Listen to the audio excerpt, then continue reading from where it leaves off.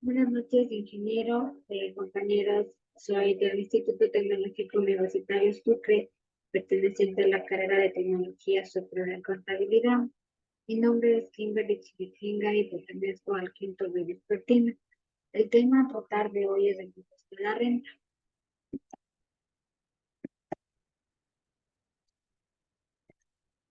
¿Qué es el impuesto a la renta?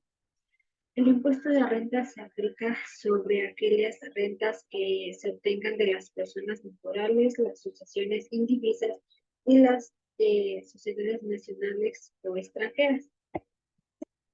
¿Quién debe pagar?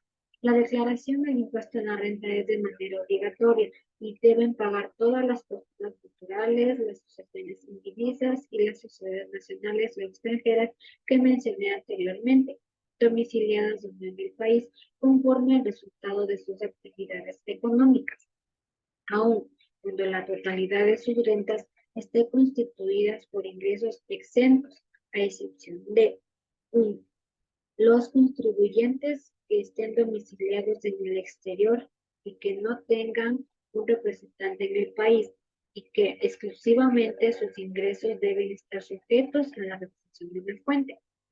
2, las personas naturales cuyos ingresos brutos durante el ejercicio fiscal no excedieron la fracción básica que no grabada. Según la normativa tributaria, a esto se lo denomina como sujetos pasivos. ¿Sobre qué se debe pagar? Para calcular el impuesto a la renta que deben pagar los contribuyentes, se considera la totalidad de los ingresos gravados, los cuales se van a restar los descuentos, las devoluciones, los costos, los gastos y las deducciones, a lo que todo esto vendría a ser la base disponible. Para esto se toma en cuenta tres términos.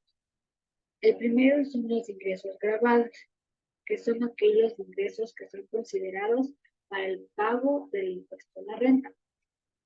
Los ingresos exentos y exoneraciones, aquellos ingresos y actividades que no son consideradas para el pago del impuesto. Y por último tenemos las deducciones, que esto es con el propósito de determinar la base imponible sujeto a este impuesto, que se deducirán los gastos que se efectúen con el propósito de obtener, mantener y mejorar los ingresos del puente ecuatoriano que no estén exentos. Ahora vamos con el impuesto a la renta en los gastos. Se denominan gastos deducibles aquellos que se restan los ingresos brutos y que estos se usan para obtener beneficios en el pago del impuesto. Un gasto deducible es beneficioso cuando ayuda a que la renta, a que el pago del impuesto a la renta se pueda reducir. ¿Qué es necesario para que un gasto sea deducible? Ser un gasto que se efectúe para obtener, mantener y mejorar los ingresos.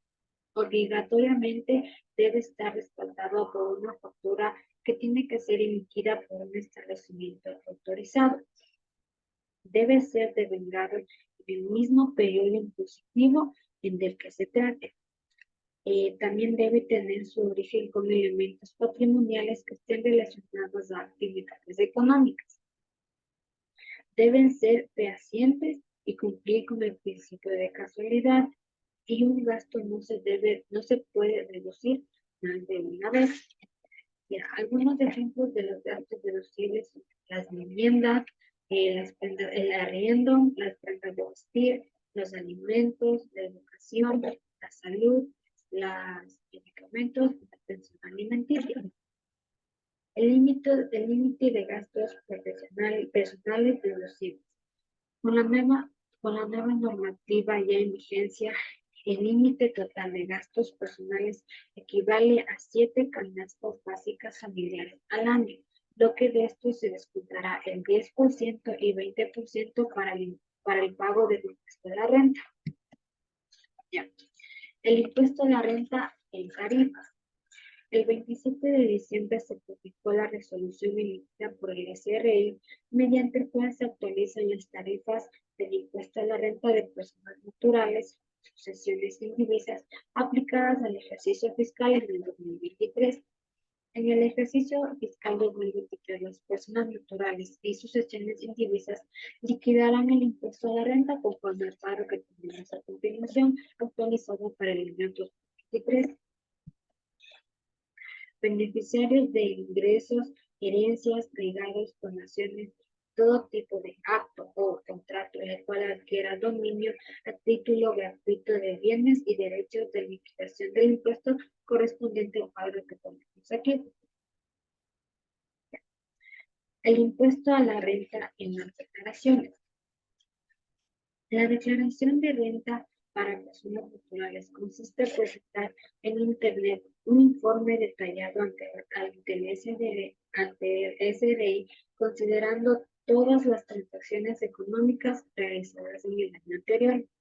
Es importante especificar los bienes que se adquirieron al finalizar el año descrito. Las declaraciones de renta no solo especifican la información que es de gran interés para las entidades del país, sino que ayuda a la persona a la que está declarando a obtener con exactitud la información de los movimientos económicos que se efectúan en el año.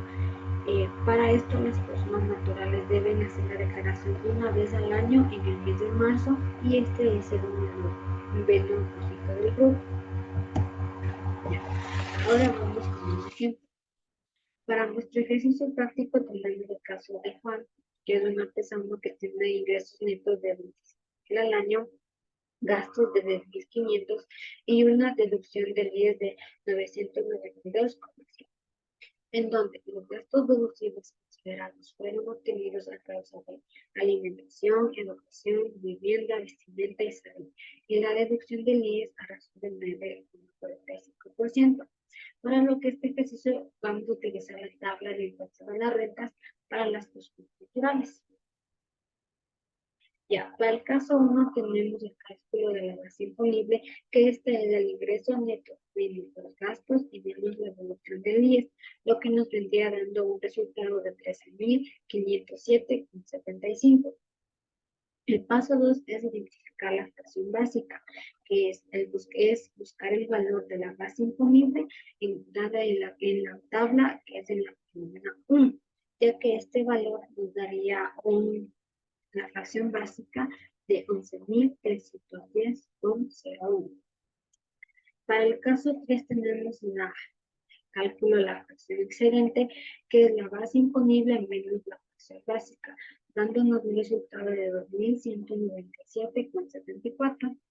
Para el paso 4 calculamos el impuesto a la fracción excedente, que vendría a ser la fracción excedente por el porcentaje del impuesto a la fracción excedente, lo que en la tabla nos daría en la columna 4, dándonos un porcentaje del 5%. Y como resultado, el impuesto a la fracción excedente tenemos que es de 109,89.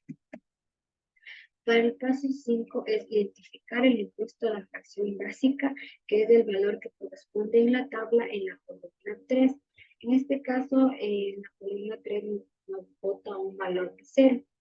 Y para el último paso es calcular el impuesto a la renta a pagar, que es el impuesto a la fracción incidente más el impuesto sobre la fracción básica, dándonos un resultado de 109,89. Y como resultado nos da que la persona llamada Juan, a ser una persona natural no obligada a llevar la contabilidad, tendrá que pagar el valor de 109,89 por el impuesto a la renta. Gracias.